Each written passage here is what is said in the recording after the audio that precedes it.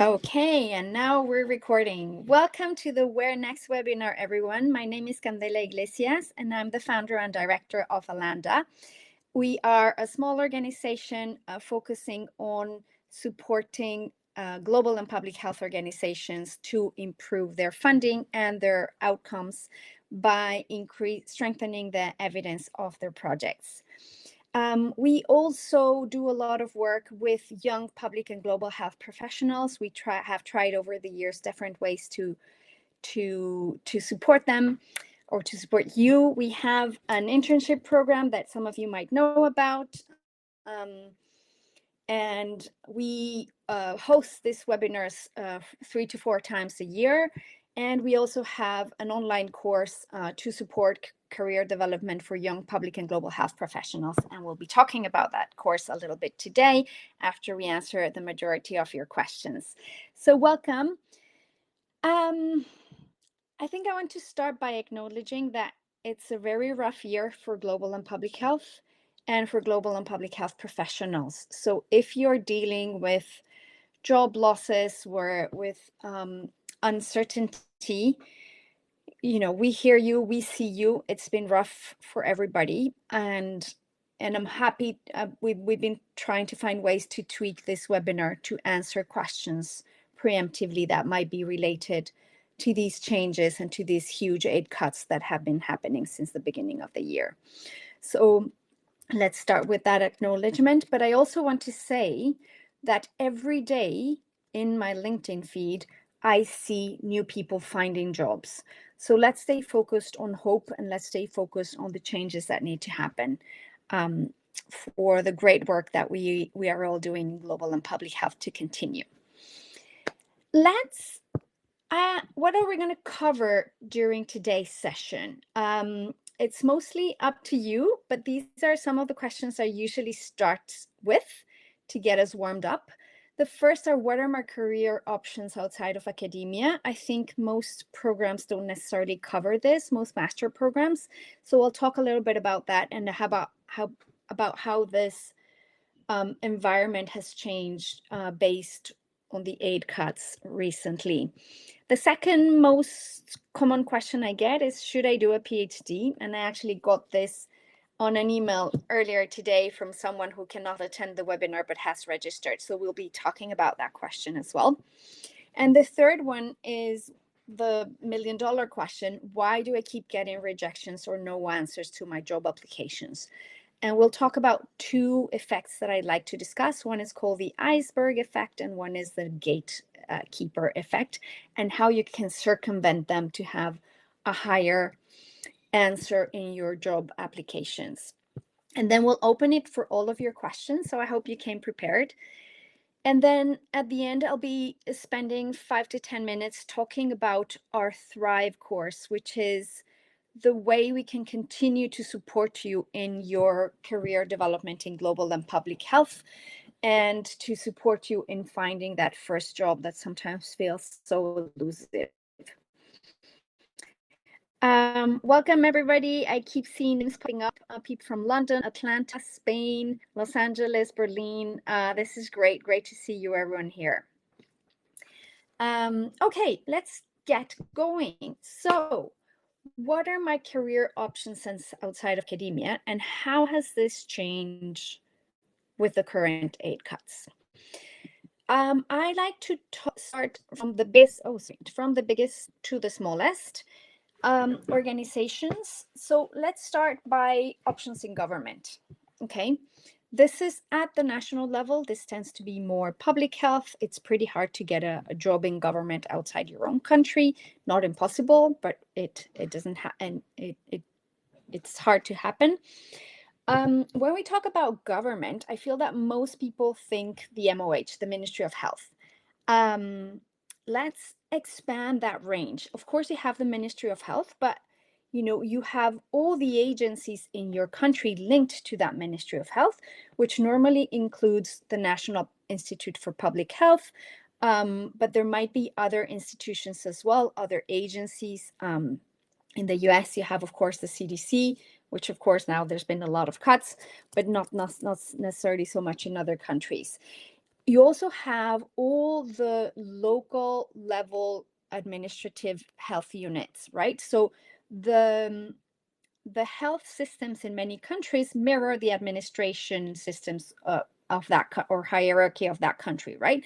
So you might have public health units or surveillance units at the district level, at the state or province level, as well as the Ministry of Health at the national level. And at all those levels of government, you will have job opportunities. So that's what it's available at the government level. Pros with the government, it can be in many countries pretty a pretty sure job. You can have it for many years. It comes with pretty good benefits in general. The cons is, of course, the salaries is not as good as in other places.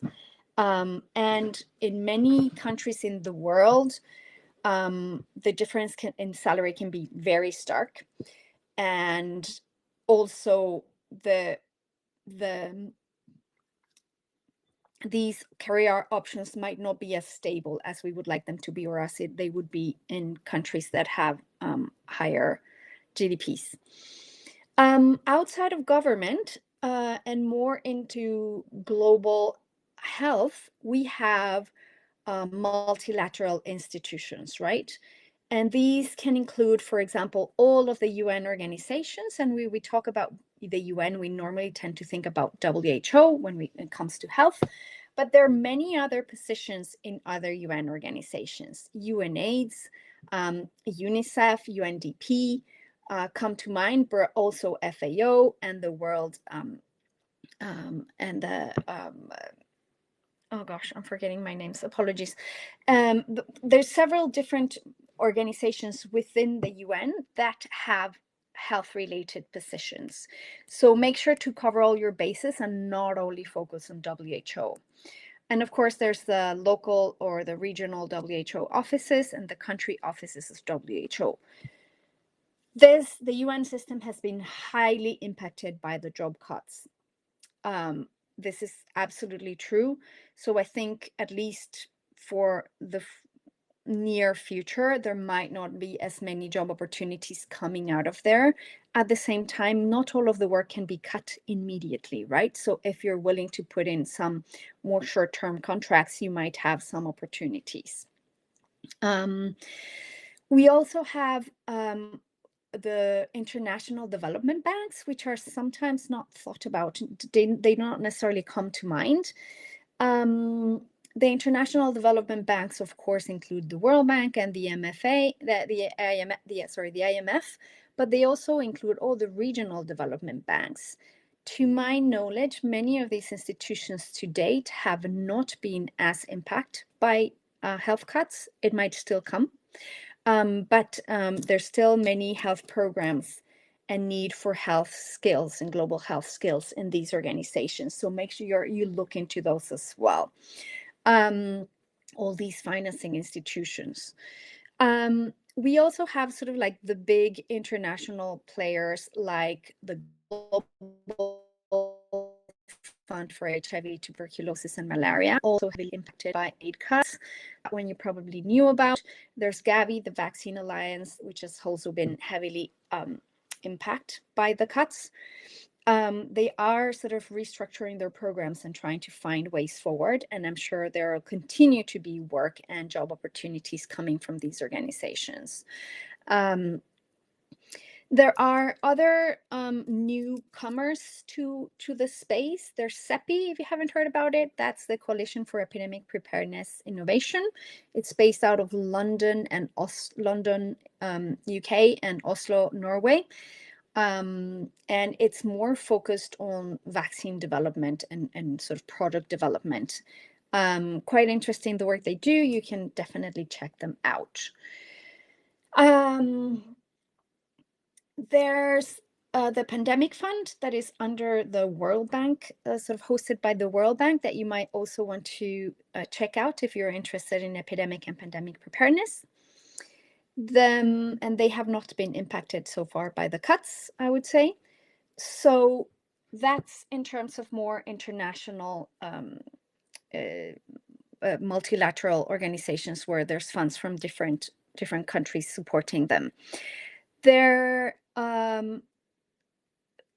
also the NGOs, of course, and NGOs basically span the whole spectrum, right? You have the big international NGOs, Save the Children, CARE, all, the smaller ones that might be, you have Doctors Without Borders, it's not small, Doctors Without Borders, or MSF, Médecins du Monde, all of the big international ones that do a lot of humanitarian, but also development work. You have the huge Red Cross movement. So there's one national Red Cross or Red Crescent Society per country. And many of these have excellent possibilities. In terms of, and then of course you have the national, more of the regional level NGOs and the national NGOs. You also have very local sort of grassroots organizations. And of course, the salaries tend to be better and the benefits might be better at the higher level of the organizations. But there might be much more meaningful hands-on work at the local level and the grassroots organizations. So a lot of them are working in health, and many who are not working in health might still require some health inputs here and there. So always keep your sort of like an open mind when you're looking at different NGOs. The cousin of the NGOs, which we tend to forget, is what we call the social enterprises. So these are organizations that can be for profit or not for profit, but they have some sort of for-profit mechanisms here and there, and they have like a double impact goals. One is financial and the other is social, right? Or can be triple if you add like climate, resilience, etc. So these type of organizations are bubbling up everywhere. They have a lot of impetus, and they have grown a lot in the past, 15, 20 years. And there's more and more. And there's also a lot of private funding for these organizations, so from foundations, etc. So make sure to check out the sort of the social enterprise environment in your country. Look for incubators, accelerators. Some of these are focused on health equipment, health products, others on drugs, but others are also focused on services and on how to provide services to communities, right? So there's usually this networks that are formed in different countries, and most of the big cities around the world have them. They're definitely very vibrant in places like Nairobi. I've recently discovered that those environments in Mexico City. So a lot to look for and a lot of opportunities. Many of these, when they're tiny, when they're at the startup phase, they need people who are happy to, change hats and do operational and strategic work and hands-on work and funding. And so if that's you, this might be a great place for you, right? And I think the funding has not decreased for these type of organizations. On the contrary, I would say there's a lot of private funders who are putting more money into these. So these are interesting ones. And salaries might vary a lot depending on the size of this social enterprise, right? We also have foundations, of course. Foundations exist in many countries, and there's a lot of foundations in some countries, much more that you would know. So make sure to scratch the surface in your own country and find out which foundations are there that work on health and what type of work they're doing. And they normally need people for grants management, but also for technical advice and so on, that have like a health and public health or global health background for the programs in those areas. And if you have program management experience, that might also be a big plus with them. Of course, we also have the whole spectrum of biopharmas, and even though we tend to think of biopharmas as looking for more of lab-oriented or medical clinical-oriented roles, they also require skills from public health experts and global health experts. So there are normally some positions that can be filled by people like us. So make sure you look into those. These are some of the organizations that have the best salaries. You might not necessarily be aligned with their values, but remember that they are changing as well. And there's a bit of everything out there in the market. Also, they have their own foundations. Most of the big pharmas have their own foundations, and these foundations can do work that is related or not necessarily related to the work of the main biopharma. So and some of them are doing very interesting work. So make sure to check them out.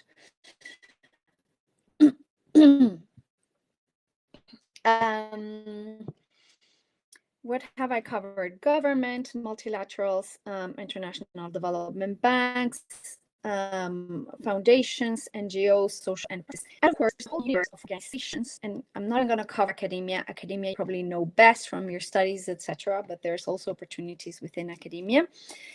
And the one we're missing is basically the whole universe of small or medium or even large sized organizations that provide services to all of these other players.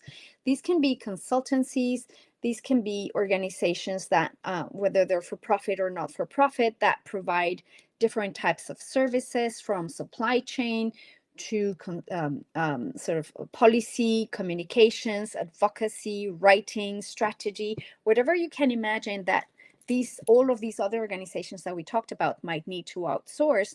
There's going to be an organization that provides that outsourced service. So make sure you look into this universe of supporting organizations, let's call them, because there's a lot of opportunities there as well. So I think that more or less covers what are the options outside of academia. How can these, vary a little bit depending on your interests and depending on the type of work you want to do, and how salaries might be a bit different here and there.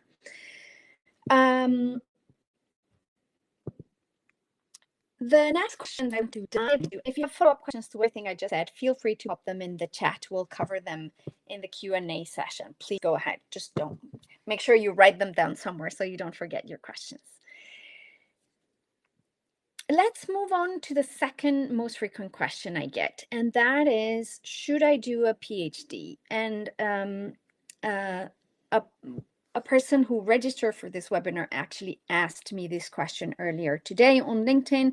So hopefully when they see the recording, they see that we are answering their question as well. My answer to this question when I talk to my interns and to my mentees is it varies. Should you do a PhD? I like to rephrase it in terms of, do you want to do a PhD, and do you need to do a PhD for the career path that you've set out for yourself? First things off, a lot of people do a PhD because it's like their backup solution. They couldn't get a job, and it just seems like the natural path after a master's. This is especially true if you're in a very sort of academic-oriented university or master program that does a lot of research. But you don't need to do a PhD to have a fantastic career in global public health. That's the main message. However, there are some positions, especially if you want to get very high up in academic-oriented organization, even if it's not like an academic organization, where a PhD might come in handy in your CV. So why do we do a PhD? We do it because we want to do research. And that's a great, like if you want to do research, go ahead and do a PhD for sure. You will need the skills you gain in a PhD to do research. If you don't want to do research, if you don't want to do strategy or policy or implementation or anything else, a PhD might not be what you need to do first. So think about, what are the reasons for you to undertake a PhD? It might be expensive, it takes a long time, and it takes a lot of effort to do a PhD. In some higher level positions in WHO, in other UN organizations, even in in other types of organizations, potentially sometimes in the government if you want to work for the National Public Health Institute. A PhD might look good on your CV. You might not need the skills you gained during a PhD, but it might still give you a boost in your CV, or it might be one of the requirements. So my answer to this is first figure out what you want from your career. And if it's not immediately clear to you that you need a PhD for your CV or that you need a PhD because you want to do research, then wait. You can work a little bit, and if your career trajectory changes or you get more interested or you see that you need a PhD, you can do a PhD later. And you might have a more clearer view of why are you undertaking the PhD. And someone is asking about a DRPH. It's not that different, but it's more implementation oriented, which is something that I like. I think it's a more applicable degree for the type of work that we do than a pure PhD, I would say. So yeah, there are some differences, but the difference sometimes tend to be more in the detail. You will not really to do a PhD. It's different. Great. So that's what I think about doing a PhD. Of course, make sure you ask other people. You don't only get my opinion on this. But that's normally the advice I give out. Let's move on to question number 3. Why do I keep getting rejections or no answers to my job applications? And the answer to this very painful question, I'm going to list this, extremely frustrating if you're in this position right now, is twofold. First one is what I call the iceberg problem.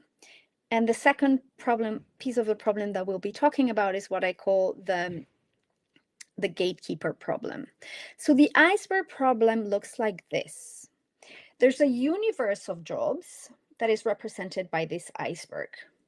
From that whole universe of jobs, there's a tiny portion at the top that is above water, that is a part of the iceberg above the water, that are the jobs that get advertised in places like Glassdoor or ReliefWeb or whatever site you're using to look for jobs. The rest of the jobs are underwater. They never get advertised. And this is true in any country in the world. I have yet to see a country in the world where this is not true. These underwater jobs are jobs that are, advertised only internally in an organization, that are sort of pre-given to someone. Even if they are advertised, they might already have someone in mind for this position, so you don't necessarily stand much of a chance. They might need to advertise it because of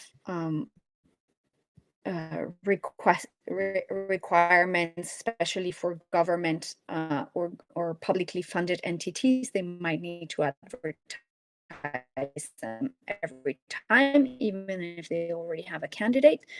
But because people see that they see that an intern that they have or a volunteer that they have might actually be able to fill that need.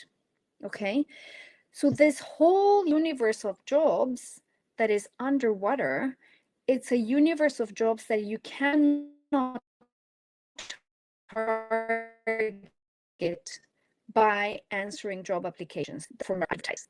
This is the iceberg problem. So how do you target these underwater jobs? You target these underwater jobs through relationship building. Unfortunately, they don't necessarily teach us how to do this during our masters. If we have like a career development course during our masters, they're mostly focused on how do you build a nice CV and a nice cover letter, and how do you do well in interviews. That's mostly related to this top of the iceberg part, to the jobs that are advertised. I see that the audio is breaking up. I'm trying to tweak my internet, but so far it's been pretty stable. So hopefully you can hear me.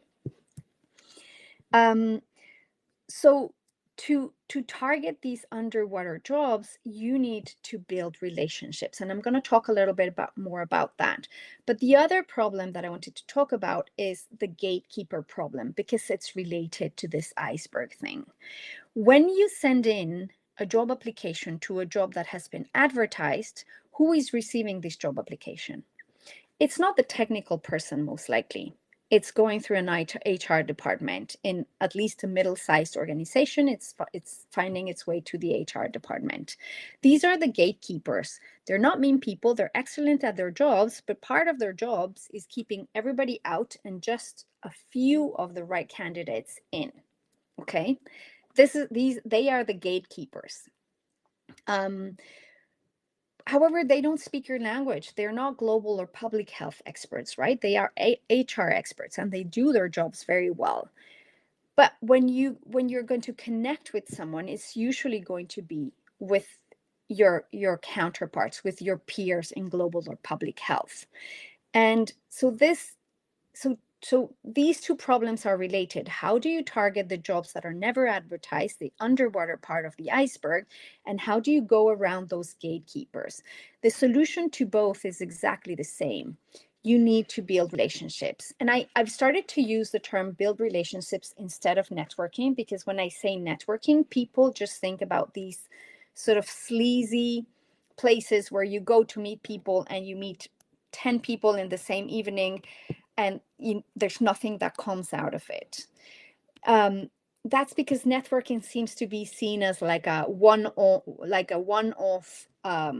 hit or miss sort of thing. Relationship building, on the other hand, which is also networking, is starting from where you are today. If you're a student, who do you know? You might know your professors, and they might know very interesting people.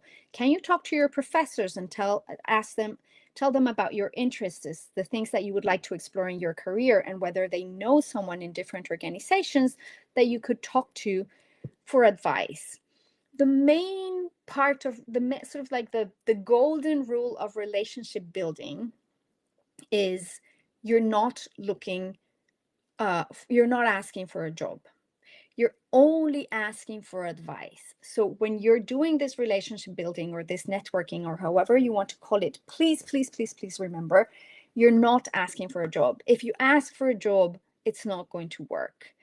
This is about building trust with the other people and letting them know what are your interests and what are your skills in a very sort of natural and organic way. Okay. If you ask for a job directly, this will come across very badly, and this person will most likely not want to continue a relationship with you. Okay. So basically, how does this work in practice? And I think this is the part that most people have trouble with, and we cover this at length in one of the online courses that we offer. Basically is you start from where you are at. Who is your network today? Who are your relationships that you already have? And I'm not talking your best friends, and I'm not talking your family, even though those might count because you don't know who they know. But I'm talking, if you're at university, who are your professors? If you did an internship, the people at that organization where you did your internship, who do they know, right? Even if you don't want to work at that organization. So build from there and start doing this mapping of who do you know, and then going and telling them, hey, I'm starting, trying to figure out what I want to do next. I find that I have interests in A, B, C, and D. What are some organizations that that might be interesting for me? Or what are some people that that might work in interesting organizations so that I could talk to about my curiosities, And then you ask, when they give you a name, they say, would it be, you answer, would it be okay if I said that you recommended that I talk to them? And all of a sudden you have what we call a warm lead, a link between you and the person that you don't know. So when you go to this person that you don't know, you said, hey, such and such recommended that I talk to you. I'm a student doing a master's in public health, and I'm trying to figure out my next steps. And this person said that you worked at an interesting organization. Could you tell me more about your organization and about your job? And of course, you're not asking for an hour of the person's time, right? Like, people are busy. We need to respect this. But you can ask for, 15 minutes, 20 minutes of their time, and be very respectful and mindful about keeping to that promise that you made to just use 20 minutes. And then you use those 20 minutes to hear about what their job is about and what their organization is about. And all of a sudden, you gain super good intelligence about positions in that organization and about what that organization is really about. This is the type of information that you will never get from a website, okay? So it's valuable information per se. And when you finish that conversation, you thank them very much, and you say, is there you tell them a little bit about your own curiosities, your own interest, and you say, based on what you heard today, what would be your advice? Is there someone else that I should be talking to? And so you leave that second discussion with a third name.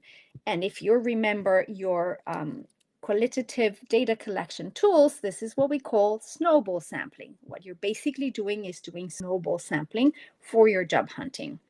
You're never asking for a job, but you're telling people a little bit about you, and mostly keeping your ears open and asking smart questions about their jobs and about their positions.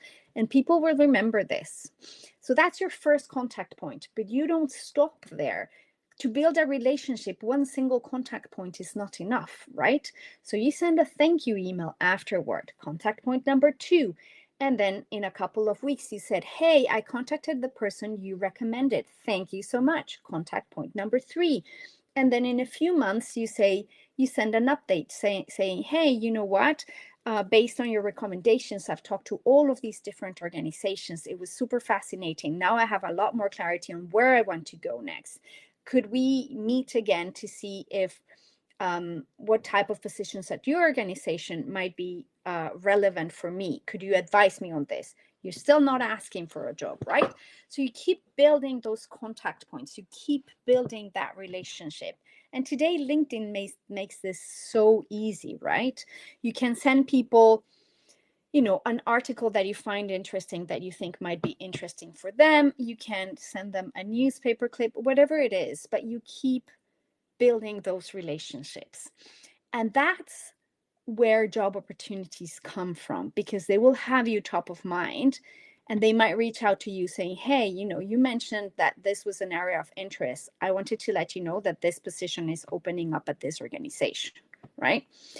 And then you already have one foot in the door. You already have a connection and internal knowledge about that organization, and this gives you a huge boost. So I hope that was more or less clear what I'm talking about, and how you can circumvent this iceberg problem and this gatekeeper problem.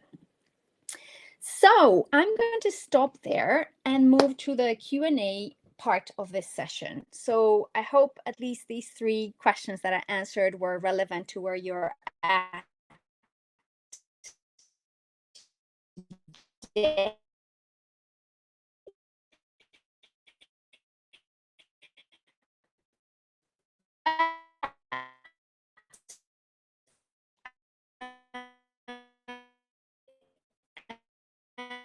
I'm happy to answer.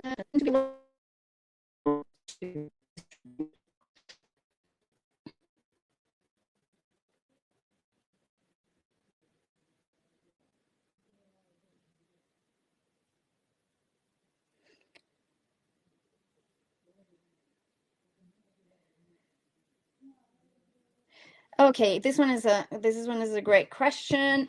Someone is graduating in August with a master's in infectious diseases and One Health and a veterinary background. I have a year experience working as an RA, but what I see is that these job requirements, they are requesting like 5 to 7 years of experience.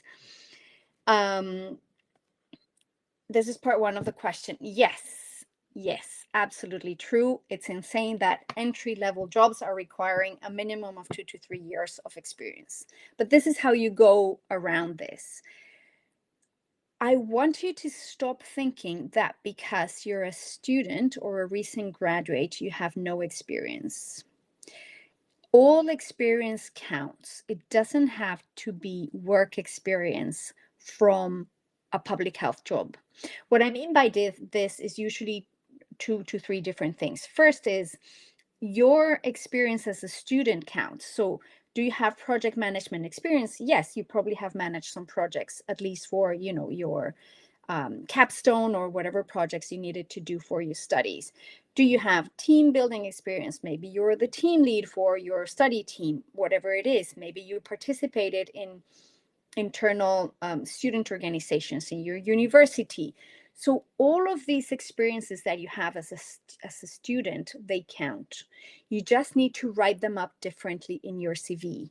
Okay, they need to come out as, yes, I have worked, like I have professional, call it professional experience if you don't want to call it work experience, working experience in, I don't know, mixed methods research. Yes, because I've done this and this and this study during my master's, and I used this and I developed or used these and these and these skills, right? And these were the outcomes that we got. A volunteer experience. You also, people that I see normally in CVs is that people relegate their volunteer experience to like a like the last part of their CV, like just they're dumped in the end. No, your volunteer experience is super valuable. So if you have volunteer experience, put it in there. And the other thing that I see a lot is people who have a clinical or a veterinary or a sort of like a different background, like me, like a microbiology background. We tend to think that that experience will not count, so we need to hide it. No, there's a lot of transferable skills and knowledge in our clinical skills, in our lab skills, in our microbiology skills, in our veterinary skills. So make sure to figure out what are those transferable skills and showcase them and showcase that experience in your CV as well. Don't try to hide it. I don't think this is the good way to go. You just need to adapt it to what they're asking for. Also, it's quite motivating that with these applications now with AI automatically exclude you because you don't have the required experience. Any suggestions for really early career people like me? I hope I've answered the question. Also by building relationships, because when you build relationships, you'll find it's so much easier to talk to other people about what you've learned and what your skills are than it is to put it in a CV. And people will see this. People will see that, that you're trustworthy, that you keep to your word, that you send thank you notes, that you're thorough. All of these things are super important, and people will see it when you interact with them.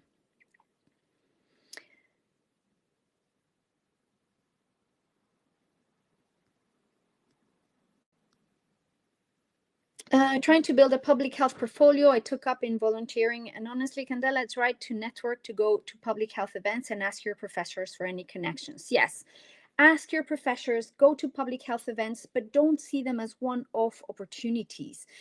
Connect with someone, try to discuss with them a little bit more in depth.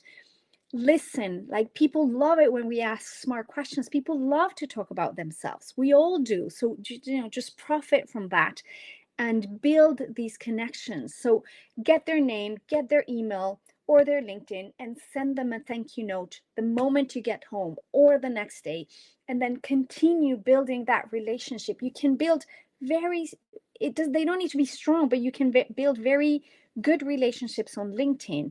And most of your job opportunities will not come from the people closest to you. They will come from this sort of weaker network connections that you have on the periphery, but you need to build them. Okay, so yes, definitely go to these public health events, but don't use them as one-off opportunities. Find out people that you find interesting, continue connecting with them. This is the big difference.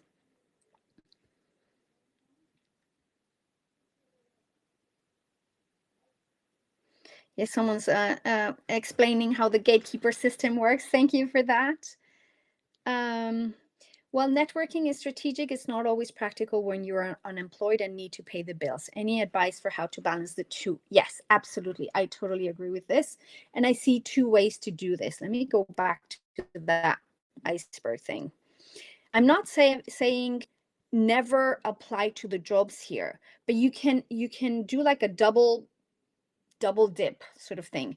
You can target jobs that are advertised, but you can do at least a little bit of I call it due diligence, or like use your research skills, people. You have excellent research skills, use them.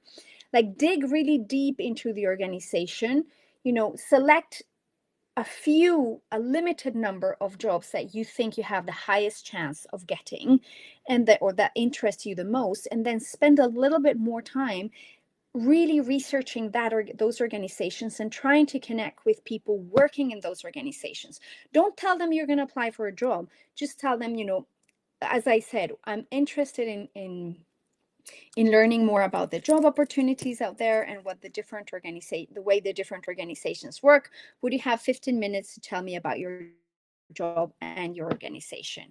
And people like this. People like to talk about themselves and their jobs. So most likely some people will say yes. And if you're targeting people in this small number of organizations where you're targeting the jobs, all of a sudden you will get inside knowledge, and then you need to apply that inside knowledge into your cover letter.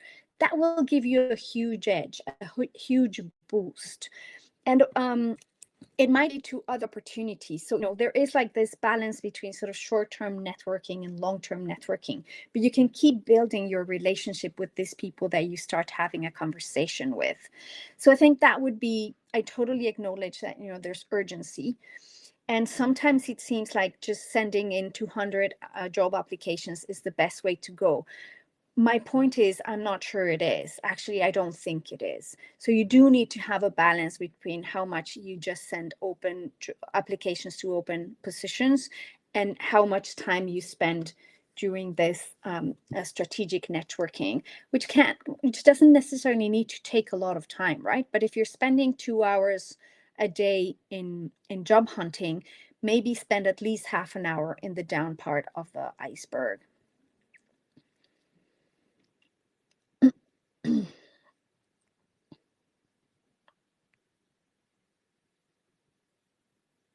I'm happy to see some people are been working in this building relationships. They have now ghosted you. Oh gosh, I'm so sorry. It's also vacation time. We need to manage that quite a bit in terms of, not overwhelming people. So, a touch point every month to 2 months, sometimes even 6 months is possible. I know when there's an urgency of getting a job, this might feel like, I can't wait 6 months to ping them again. But this is like your long-term strategy, right? So keep on building those relationships. Just let's not overwhelm people. Most of their response are either you are overqualified for an entry-level job or you don't have enough experience for the mid or senior level role. Yeah, that can be frustrating. Finding that, what I would say here is there's not much you can do when you're underqualified, right? Like you can keep building on skills, etc. But when you're overqualified, and I see this a lot, sometimes people will send in, if we're asking for, I don't know, 3 years of experience, and someone comes in and says, oh, I have 10 years of experience, or I have 15 years of experience. Do you really need to say that? You know what I mean? And it's true, but if they're looking for someone with a lot less experience and you still want that job, that's great, but maybe you need to phrase it differently, right? There might be an approach on how you phrase things in your cover letter and your CV that can help you not highlight right away that you're overqualified, and potentially sort of fit your CV a little bit more for that particular position. And now that I'm hearing myself, there might also be something to say for that in terms of fitting your CV to the position if you're potentially underqualified. Having a learning mindset and actually saying, I know I might still require, I have these and these skills missing, but I have this, I have a little bit of knowledge in these areas, and I'm quite willing to learn as fast as it needs to be done. And I think many of my transferable skills and my growth mindset are more important. So there might be different phrases that you might try on your cover letters and see if that gets you somewhere. I can't promise, but there's no harm done. Very informative presentation. Thank you. Glad that it was useful. I am a recent MPH grad with a background in psychology and behavioral health. I'm looking for related program evaluation and research positions without much follow-up. Building my LinkedIn network. Yes, that's great. Applying for temporary part-time customer service and user experience research positions. Mostly overqualified for this. Yes. I think I don't know what to tell you. Like, if we need money on the spot, then we need money on the spot. And if we need to, teach classes or get this customer service positions or whatever it is that we need to do, we can see them as short-term steps to getting the job that we want. I would just say, make sure that you're still giving yourself time to build relationships and to send out jobs that really interest you, and finding ways to showcase the transferable skills from this part-time jobs that you're doing in your CV. I feel like I struggle most with my cover letters. I have written so many different approaches, and I would love feedback and suggestions on how to strengthen them. Do you have resources you can share? Cover letter, peer reviewing, example templates, etc. Julius, could you share the link to the whole of the resources that we set up when the first aid cuts were mentioned? We have been collecting resources that have been shared across LinkedIn in a single place, so you might find something there. Julius will likely post the link to those resources now. Otherwise, you can definitely find them on our LinkedIn, and we'll make sure to include it in the follow-up email to this while we'll share the recording.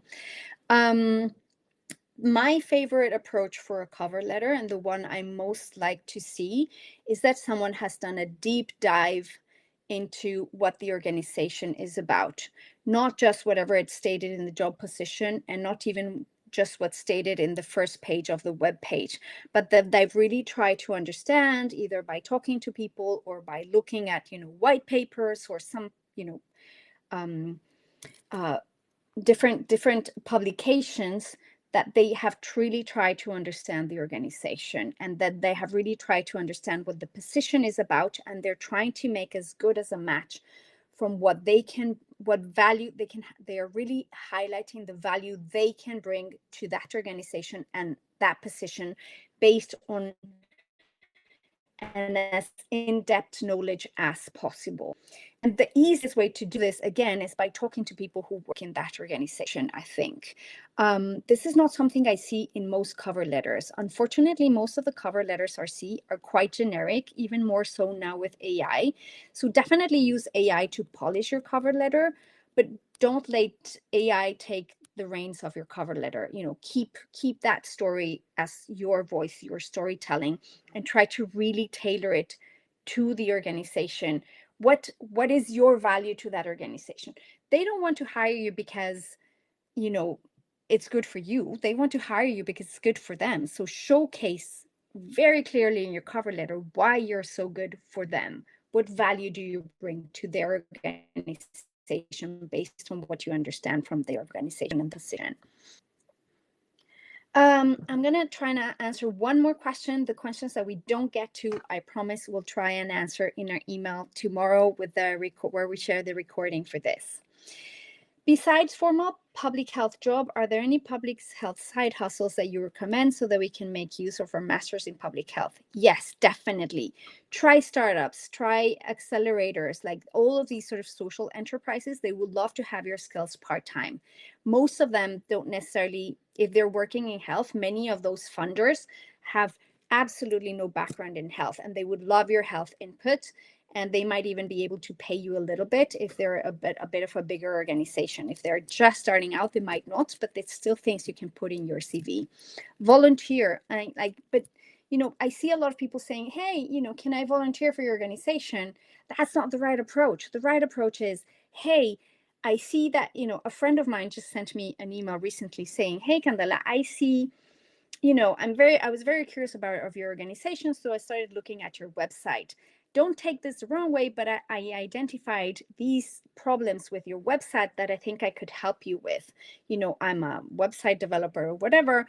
I'd be happy to help you improve these problems. That is like a very easy yes for me, right? Like this person wants to volunteer to help me out solve problems that they helped identify on my website. That is a very easy yes for me, right? So try to make that yes to a volunteer position as easy as possible. Do a bit of research and say, hey, I noticed that you have, a lot of projects, but not a lot of like storytelling around your projects. I'm an expert in storytelling. Can I help you write some communication pieces as a volunteer or as a part-time job? Come with a solution, and that will probably get you a lot more hits. So I hope this is helpful. I'm going to stop now and talk just for the last minutes about, so I mentioned that we have created this collection of resources. Julius will be sharing the link for this if he hasn't already. Oh my gosh, I'm so behind in these comments. So make sure to look at them. They have a collection, these resources have a collection of places where you can look for jobs, but also places where you can improve your cover letter, how to do your CV, all of these other things that you were talking about. And the other resource that we have at Talanta and that we have built with utmost care and love, based on the feedback of a lot of interns and a lot of the feedback from all the people who have gone through this course, is this that's called Thrive, How to Build a Meaningful Career in Global Public Health. It covers in a lot more depth a lot of the pieces that we talked about today. So if you are, unclear about the career options out there and what you would like to do going forward in your career, we cover that, and we have like there's like exercises for you to figure that out step by step. If you're having a lot of troubles with your job applications and you never hear back and you're getting demotivated and you're getting a lot of ghosting, we cover in a lot more in depth these methods that I've talked about today. How do you do relationship building? How do you do networking? How do you tailor your cover letter with like in-depth knowledge of that organization? How do you come up with a solution and say, hey, I can help you with this? Would you be willing to hire me part-time, and how can that build into a full-time position? So we cover all of those things in a lot more depth. We also help you, the course also has pieces about how to build your CV and examples of good cover letters and good CVs if you feel yours are not landing. And also, where are the good places to start looking for these connections and for different types of organizations that we've mentioned throughout this webinar. So if you feel like you need more guidance or more mentorship than what you're getting today in this webinar, hopefully this webinar was useful to get to the next step and to deblock whatever was bugging you. But if not, you can get more support in this Thrive course. We will help you set up a plan. So what are the benefits that you will get? You will build a flexible long-term career development strategy for yourself by the end of the course. You will develop efficient job application skills, and you will map out the people today in your network, and you will create a strategy and a plan on how to keep building those relationships and how to build new ones based on the people that are already in your network. Okay.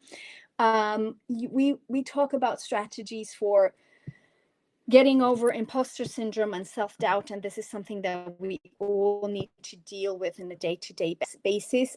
So we have strategies in the course for that. We talk about how can you nurture a group of people who will become your mentors and peers in global and public health, and will, today you have that real need to get a job today, but as your career grows, the more you have mentors and peers, and the more you build this network, the easier it is going to be to get your second job or your third job or your fourth. Okay, so how do you build that network of mentors and peers? You will also finish the course with a clear identification of your skills and your transferable skills and your experience, and how can you showcase these in CVs and cover letters. And basically, this course helps you establish all the pillars for a successful and meaningful career in public health, while still helping you put all the cards on your side to land that first job, which is so important. And we understand the urgency for it. So if you're interested in the Thrive course, we'll send the link. The link is in the chat. It's open for registration now. We only open it 3 to 4 times a year. You can learn more about the course on this link, and you can send us your questions if you have any. Hopefully, this webinar was enough, but if it isn't, do go check out our course. We have different mechanisms for ensuring that everybody who needs this course can take it. One is that we have, the first one is that for people who join this webinar, we give you a 24 to 48 hours a discount coupon, which you will get in the email with the recording tomorrow, that you can use to sign up to the course if it's of interest. We also have sponsored seats. So if you need full sponsorship for the course, you can request it through this website for the course. And Alanda sponsors a few fully covered spots. So go check it out. We think it's a great resource that we've built. We keep tweaking it, and to my great satisfaction, just yesterday morning, I got a message on LinkedIn from an ex-Thriver who said that she had followed the course and worked very hard on building her relationships, and now she got her first job in an organization that she's really keen about working with. So that was one of the testimonials you see there about how people have used this course for their career development and their job hunting.